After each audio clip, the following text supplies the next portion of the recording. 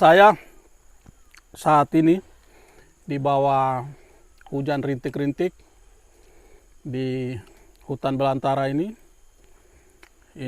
di Yaro, bagian barat kota Nabire. Saya ada sama-sama dengan Pace satu ini. Pace ini dia punya nama Besi Tua, Besi Lapuk. Pernah bikin video di Puncak Bogor, judulnya Pisang Makan Pisang. Jadi hari-harinya bekerja sebagai jurnalis atau wartawan yang tukang mewawancarai orang. Karena itu sekarang saya mau mewawancarai yang bersangkutan. Selama ini dia hanya tahu bagaimana mewawancarai orang dan tidak pernah tahu bagaimana diwawancarai. Jadi sekaligus dia ada rasa ini bagaimana diwawancarai. Jadi kalau orang mau diwawancarai itu biasanya nanti dong tanya saya apa ya, saya jawab apa ya. Kan selama ini Pace tidak pernah rasa toh.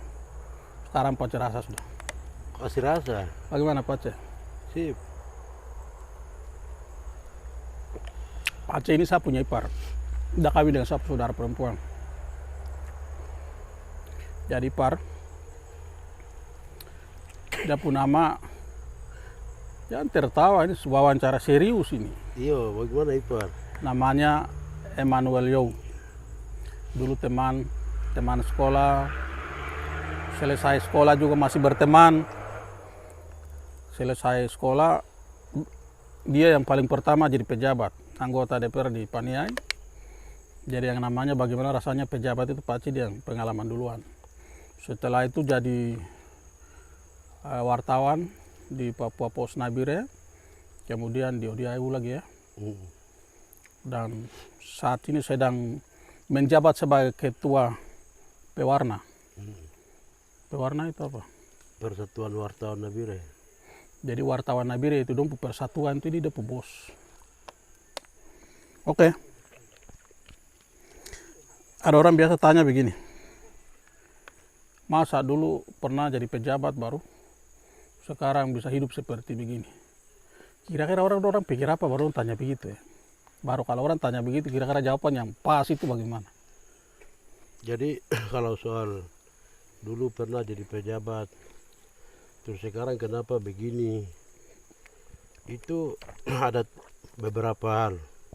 Pertama itu ketika jabatan itu tidak digunakan secara baik, ya memang setelah turun dari situ kembali jadi nol. Itu satu. Terus yang kedua itu kalau jabatan itu digunakan secara baik, itu punya masa depannya itu ada. Itu yang kedua. Terus yang ketiga itu kalau kita pada saat memperoleh jabatan itu semua fasilitas segala macam itu diberikan oleh negara, sehingga itu namanya susah itu tidak ada. Itu kalau setelah turun dari jabatan, mana ada negara mau perhatikan kau, karena tidak punya tugas-tugas yang harus diemban. Itu sehingga itu setelah turun dari jabatan itu tergantung orangnya. Kalau kesempatan itu digunakan baik, ya masa depannya tidak sia-sia. Kalau kesempatan itu tidak digunakan baik, setelah turun dari jabatan itu masa suram yang lebih banyak. Itu yang pertama. Terus yang berikut itu, kadang orang turun dari jabatan itu kadang mereka malu. Karena sebelumnya menjabat jabatan yang besar, jadi tidak mau lakukan aktivitas yang lebih rendah dari jabatan sebelumnya. Iya, kadang begitu. Kalau bagi saya tidak. Dulu di DPR saya, betul. Saya melayani. Sebelum DPR saya wartawan. Jadi ke DPR itu hanya saya ke sana bersaksi. Karena saya saksi hidup terhadap persoalan-persoalan yang terjadi di masyarakat. Itu sebelumnya saya liput-liput. Jadi segudang persoalan yang saya dapat itu, saya mencoba berjuang. ada hasil yang orang rasakan, ada yang belum. Setelah itu sudah, setelah kontrak dari rakyat selesai, kembali lagi ke wartawan. Karena kebun saya yang utama adalah wartawan, bukan DPR. DPR itu 5 tahun saya singgah. Oke. Begitu. Memang itu persoalan gengsi ya. Jadi biasanya orang yang kalau sudah menduduki jabatan tertentu itu tidak mau kalau setelah menduduki jabatan itu turun kelas, turun status, turun jabatan. Karena semua orang berpikir itu bagaimana dia naik. Jadi kalau dulu pernah jadi anggota DPR, orang berpikir jadi anggota DPR lagi. Berpikir jadi bupati, berpikir jadi gubernur. Makanya kalau dulunya anggota DPR kemudian jadi wartawan, orang tertawa. Bahkan ada kalangan tertentu yang menganggap itu hina. Betul. Itu hina kan? Betul. Jadi persoalan itu kita bersyukur. Karena kita hidup ini, kita bekerja. Jadi kita bersyukur. Bersyukur terhadap apa yang kita kerja. Soal nanti kita jadi apa, itu urusan Tuhan. Yang penting itu kerja. Jadi memaknai dan menerima itu sebagai anugerah Tuhan. Iya, itu anugerah Tuhan. Sekalipun itu di mata manusia itu hina. Iya, yang pemulung sampah pun itu anugerah. Itu. Artinya jadi pejabat siap, tidak jadi pejabat siap. Siap. 86 komandan. Ya, masalahnya ada kebanyakan orang itu tidak seperti itu. Jarang sekali orang yang berpikir seperti itu, dan biasanya orang bilang kalau orang punya cara pandang seperti itu dan perilaku hidupnya itu seperti itu, berarti orang yang pandai mengucap syukur. Jadi orang yang susah juga siap, senang juga siap, kemudian menderita juga siap, bahagia juga siap, dan menerima itu sebagai anugerah Tuhan. Iya. Kalau ada orang lain ada orang yang pernah mengatakan seperti itu. Selama ini ada yang pernah mengatakan itu. Kalau itu saya tidak pernah dengar orang bicara begitu. Tetapi kalau saya memaknai seperti itu. Saya malu kalau dapur saya itu tidak berasap. Itu saja. Oke. Jadi apapun kerja kita jalan. Padahal kita itu punya tanggungan ya terhadap anak istri. Iya. Kan tidak mungkin kita menjadi pejabat baru kita bisa menafkahi anak istri. Iya. Karena setelah tidak jadi pejabat pun anak istri kita masih ada. Betul. Bahkan bisa saja kebutuhannya semakin bertambah. Mm. Karena mungkin anaknya semakin besar, biaya sekolahnya itu semakin bertambah. Kalau lihat teman-teman yang mungkin pernah dulu sama-sama menjadi anggota DPR atau dulu pernah menjadi pejabat, setelah selesai dari jabatannya itu kira-kira bagaimana? Rata-rata yang ada sekarang. Ada teman-teman yang dari dulu teman-teman saya di kabupaten lain maupun di Enaro dulu itu mereka yang pegawai itu kalau tidak dapat jabatan, misalnya guru ya, itu dia jadi DPR. Setelah itu dia hanya kejar-kejar jabatan. Sementara dia tidak menyadari bahwa dia ini dari guru. Mestinya itu dia harus kembali mengajar ke sekolah. Oke. Seperti saya. Oke. Saya dulu wartawan. Setelah itu saya DPR. Setelah DPR selesai, saya kembali kerja jadi pewarta. Begitu juga mereka yang petani, Iya, begitu juga petani. nelayan. Bahkan petani itu ada beberapa teman yang dulunya itu petani kopi, kemudian itu petani kebun, petani kebun, terus peternak. Tapi sekarang dong tidak mau ini, tidak mau kelola itu, dong aset-aset itu kembali lagi. Tetapi tidak tahu dong aktivitas apa lagi. Tapi mereka sudah lupakan dong pekerjaan sebelumnya. Bahkan ada yang tukang. Tetapi sekarang mereka sudah tidak jarang bangun-bangun rumah.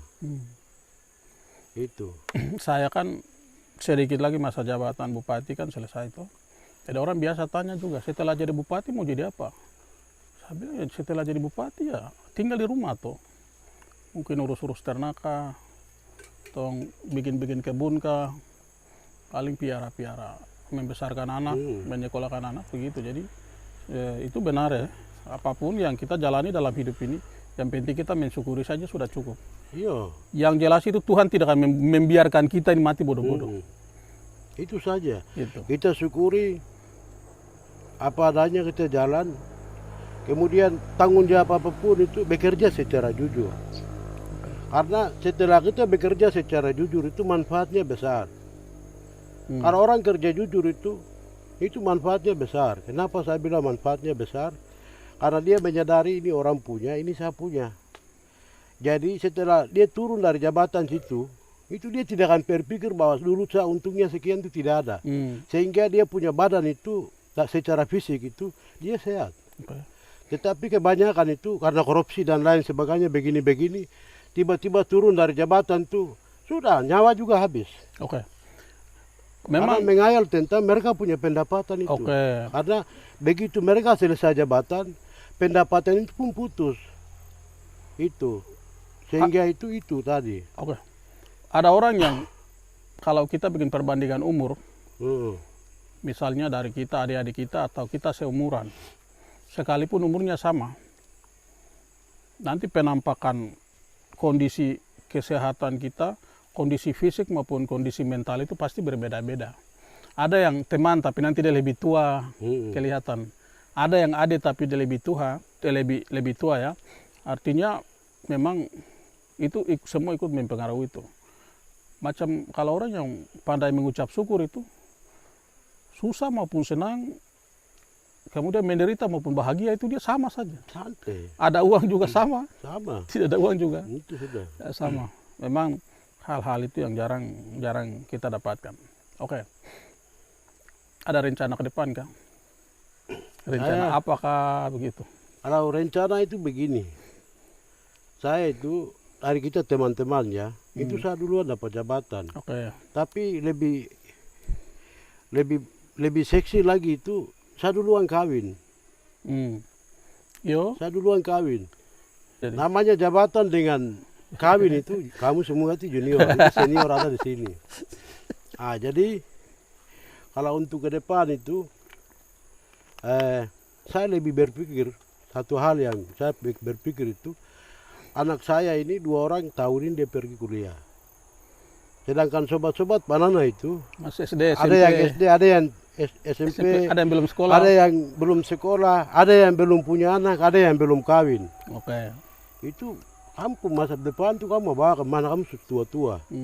Itu satu. Dengan demikian itu saya lebih berpikir pertama itu bagaimana anak-anak saya itu sukses walaupun dia punya bapaknya itu kuli pena. Itu pertama. Yakin bisa kasih sukses anak? Itu tanggung jawab tuh. Kan begitu. Itu satu. Terus yang kedua itu kita sebagai orang terpelajar, kita juga punya visi dan misi yang sama untuk membangun daerah seperti sobat, jadi bupati. Kami yang lain juga punya ambisi yang sama.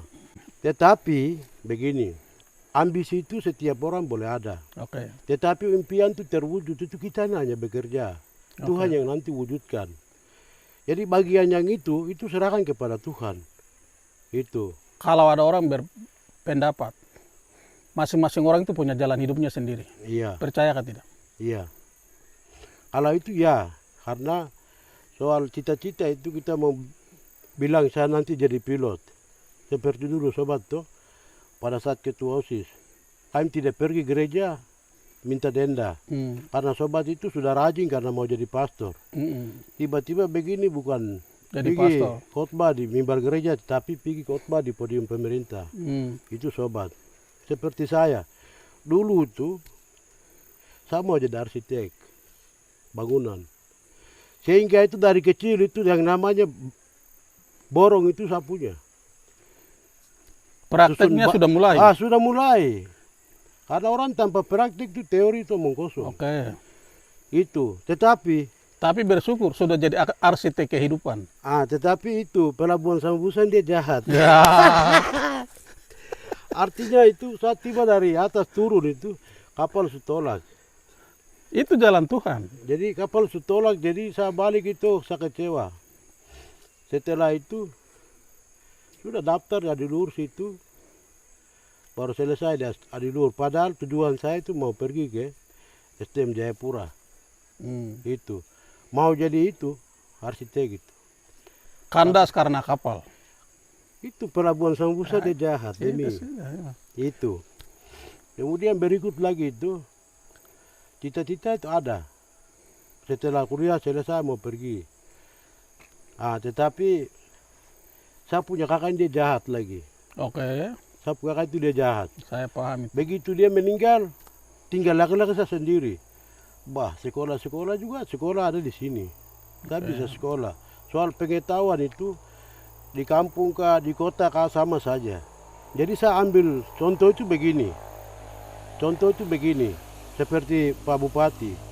Orang sekolah di kampung sana, tetapi Taruna Bakti sempat juara-juara. Kita juga begitu. Jadi saya aja dulu pikir itu, kalau saya pergi ke luar Papua juga, ke Jayapura kan juga itu sama saja. Tergantung manusia itu bagaimana mau belajar. Jadi saya pilih masuk di USWIM. Setelah itu keputusan terakhir adalah karena laki-laki sendiri, saya kawin. Begitu.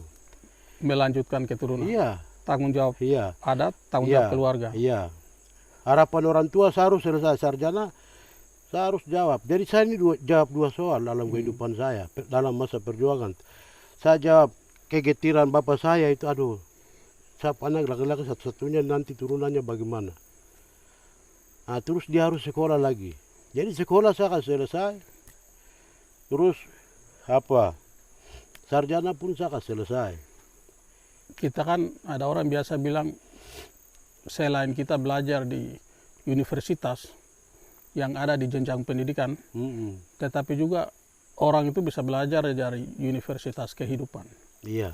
Bagaimana memaknai itu? Benarkah tidak kata itu? Betul. Sebenarnya itu, kalau orang bicara begitu saya tuh rasa. Karena itu yang alami itu saya sendiri. Itu. Yang alami itu saya sendiri. Jadi dari itu banyak hal yang dipelajari justru di luar sekolah. Iya. Jadi banyak hal yang saya pelajari justru di luar sekolah itu banyak. Karena setelah saya tidak pergi kuliah keluar, itu saya masuk jadi wartawan, kerja di situ. Setelah itu saya lupa. Artinya saya tinggalkan saya punya pekerjaan sebelumnya itu, angkat batu, angkat pasir di Kali Nabarua. Untuk saya cari untuk beli rokok pada saat muda itu. Tidak minta orang tua. Iya. Padahal sekarang beli rokok saya anak-anak minta orang tua. Itu urusan dorang. Itu. Kemudian itu yang KPR Siriwini itu, depan Bakti Mandala yang cuci mobil yang dulu sebut ACM itu. Itu perintisnya ada di sini. Jadi itu saya yang buka itu. Saya yang buka pencucian di situ. Itu hanya untuk cari uang. Uang untuk apa? Pertama itu beli rokok. Siapa suruh merokok toh? Iya. Itu resiko. Jadi bapak saya itu kan kalau SPP itu dia titip lewat orang. Baru orang lain yang pergi bayar. Itu sama kita. Itu hukuman itu. Jadi tidak ada, dia bilang itu sudah SPP jadi bayar, rokok segala macam kau jalan cari sendiri. Kalau anak-anak sekarang kebanyakan dibayarkan SPP seperti dong teras sekolah. Apalagi itu Android orang tua pegang HP yang antara bagus, orang pegang HP yang modern.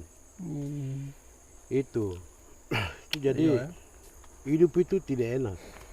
Sekarang kan sedang berprofesi sebagai wartawan. Nanti suatu waktu mendapat pekerjaan tertentu. Seusai melaksanakan pekerjaan itu kembali jadi wartawan lagi. Iya. Jadi wartawan itu pekerjaan abadi. Iya. Sampai akhir hayat. Ini tertarik jadi begini beliau. Jadi kalau selama saya wartawan ini sejak 2002 sampai hari ini, itu wartawan itu pekerjaan yang mulia. Bukan pekerjaan yang main-main, sehingga itu kesuciannya itu harus dijaga. Tapi banyak wartawan gadungan sekarang. Contoh macam begini. Tidak, sabar dulu. Tapi sekarang banyak wartawan gadungan. Itu ada yang BTS, wartawan tanpa surat kabar. Itu sebentar. Jadi begini, wartawan itu dia kerjanya itu mulia, suci. Jadi saya jaga betul itu. Kenapa saya bilang saya jaga betul itu? Contoh, setelah saya jadi DPR, selesai, saya kerja sekbrinya Pak Danci almarhum.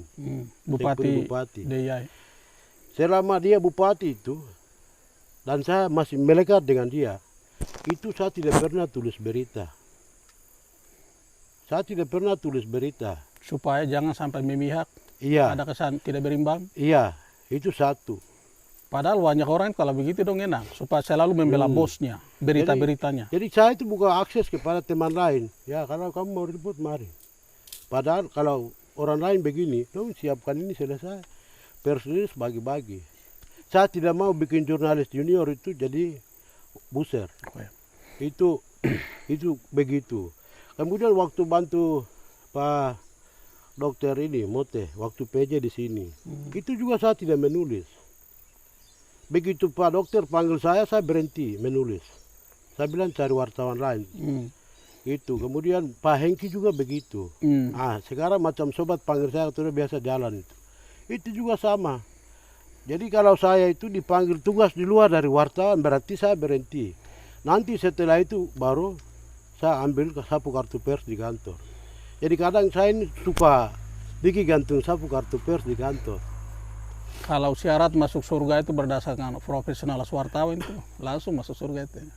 Kalau bagian itu ya. Itu kalau syarat satu-satunya. Kalau sobat yang tentukan ya sama masuk surga. Itu begitu. Bagaimana dengan begini maksudnya? Kami ini kan public figure, jadi sudah sering hampir setiap saat diwawancara oleh wartawan. Kadang kami diwawancara oleh wartawan yang jumlahnya banyak. Tapi kadang-kadang yang kami lihat itu hanya 1-2 berita saja yang keluar di salah 1-2 berita. Surat kabar, media online. Makanya banyak wartawan gadungan, wartawan tanpa surat kabar atau WTS. Ada yang hanya bikin diri gaya wartawan-wartawan begitu. Hanya cari menang-menang gaya macam jadi wartawan. Yang begitu itu bagaimana itu? Itu ada kan tidak? Itu begini, kalau soal itu apa? Kalau soal itu kembali kepada pribadi-pribadi. Karena pertama itu wartawan itu persoalan kesejahteraan. Karena wartawan ini itu pilar demokrasi keempat. Setelah Bapak dorang yudikatif, legislatif, eksekutif. Setelah itu pilar demokrasi yang keempat itu wartawan. Tetapi wartawan ini tidak mendapat porsi khusus dari republik ini karena memang mereka adalah pekerja sosial yang berjalan harus secara independen. Itu. Dengan demikian itu, jadi kalau kembali ke pertanyaan tadi, itu kembali kepada pribadi. Kadang itu begini, contoh ya, saya ini perokok ini, berita itu saya mau tulis, saya betul-betul wartawan, saya mau tulis, tapi karena tidak ada rokok, kepala pusing jadi tidur. Besoknya dia mau kasih naik bagaimana berita subasi. Pernah lakukan begitu? Saya 2 kali ke 3 kali itu. Itu sudah pengalaman. Kalau tidak ada rokok di rumah, saya tidak akan ketik berita, tidur saja. Walaupun saya ke sana liput. Masih ada wartawan jujur ya? Iya, kalau saya itu begitu. Kalau orang lain saya tidak tahu. Tapi memang ada juga yang begini. Ada juga yang kadang itu bapak-bapak pejabat itu tidak mengerti. Tidak mengertinya itu begini. Dia memang punya kartu pers. Tetapi wartawan ini dia jurnalisme warga atau jurnalisme profesi itu sulit dibedakan. Kadang itu sulit membedakan. Saya mau tanya dulu. Biasa kalau wartawan wawancara kita toh, wartawan resmi dari media tertentu, itu kami harus kasih uang kan tidak? Terserah ya. Kalau soal itu ada yang biasa patok harga, katanya saya dengar. Satu berita harganya sekian, satu berita harganya sekian. Katanya begitu. Tapi kalau pribadi saya itu kerja saya. Karena kantor saya gaji saya. Begitu. Berbeda dengan saat-saat dulu tahun 90-an dan 2000-an awal. Itu media cetak itu sangat sedikit. Apalagi media online itu hampir tidak ada. Ada tapi mungkin 1-2. Tapi sekarang ini kan banyak media massa yang cetak maupun media online. Bahkan sekarang ada media-media sosial seperti Facebook, TikTok dan lain sebagainya. Kira-kira media online dan media cetak sekarang di zaman sekarang ya, ini kerja dan kerja peliputan berita dan apa ya Kualitas. penyajian beritanya itu sudah memenuhi kaidah-kaidah jurnalisme kah tidak? Banyak yang tidak. Oke. Banyak yang tidak karena begini. Mereka ini kebanyakan, saya itu di media cetak. Ya. Jadi kita itu, kalau kami itu, kita tulis berita ada redaktur yang nanti memeriksa berita.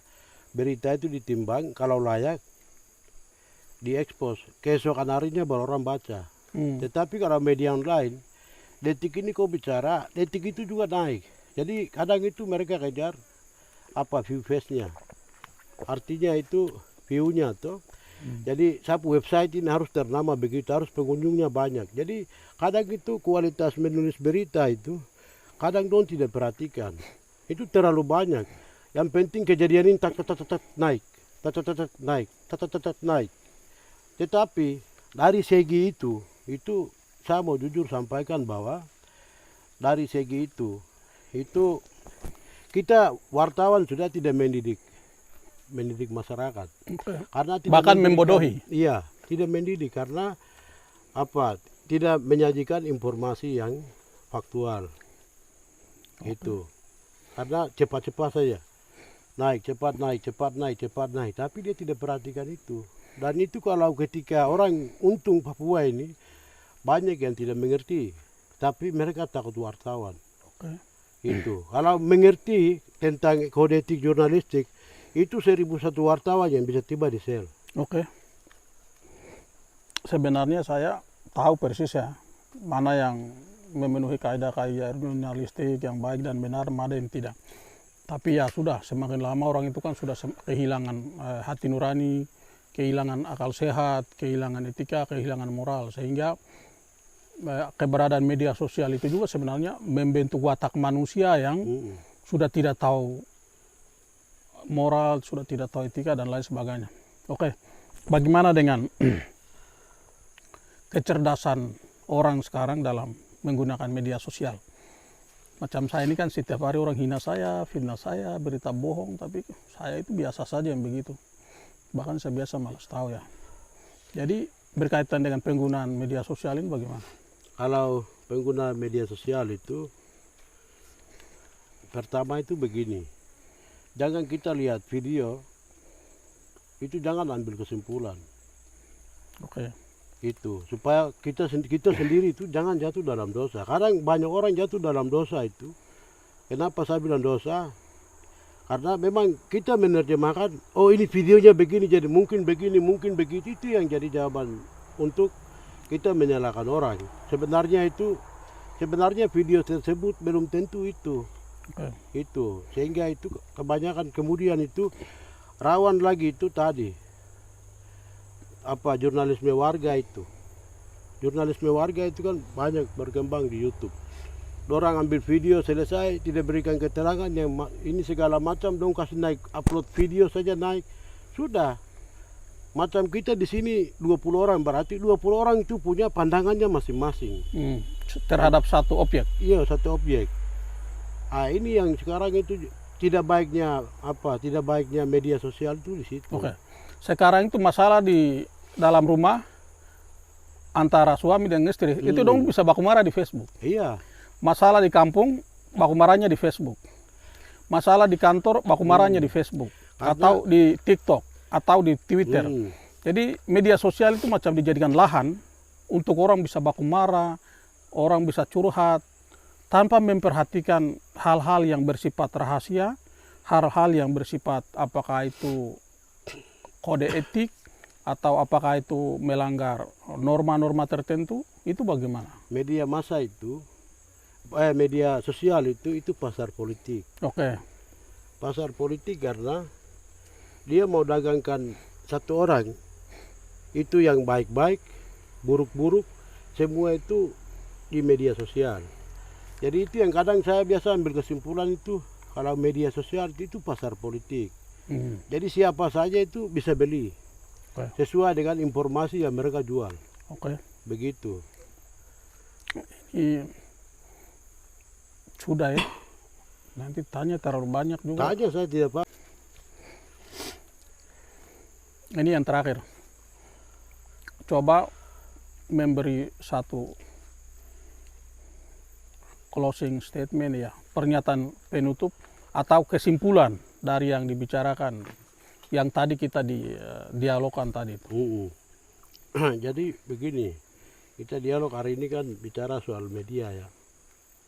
Jadi media itu bisa angkat ko, bisa kas turun ko. Jadi kita tidak harus mudah percaya, tetapi untuk kita merespon itu kembali kepada pribadi kita dengan nilai-nilai kehidupan yang kita miliki. Supaya kita memberikan respon terhadap orang itu harus secara objektif, jangan subjektif. Itu. Jangan kita pikir bunyi petasan di sebelah, kita cerita di sini bilang itu 8 orang yang dibunuh. Dan di belakang kita itu semua percaya. Model ini yang tidak boleh. Terima kasih. Itulah perbincangan saya dengan Pak C. wartawan yang sudah berikrar mati sebagai wartawan dan sampai sekarang masih wartawan. Ada beberapa hal-hal baru yang beliau bagikan kepada kita dan ini sangat penting sekali. Banyak nilai-nilai edukasi ya, edukatif, nilai-nilai yang mendidik yang bisa kita ambil dari semuanya ini, dan kami hanya punya harapan semoga kita orang semua hidup itu lebih baik dan lebih benar.